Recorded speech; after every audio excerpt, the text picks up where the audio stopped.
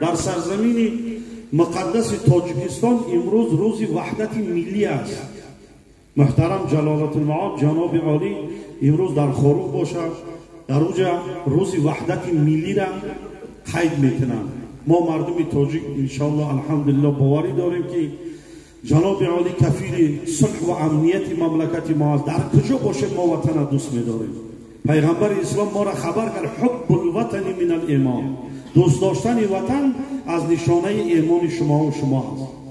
کم کم کوشش کنید در وطن سهمگزار باشید، کوشش کنید کمبغل ها را در اینجا اوجا دستگیری بکنید، یتیم ها و بیوزن ها را همه مال بختان نمیبره. شما چیزی که روان میکنید این خیر است.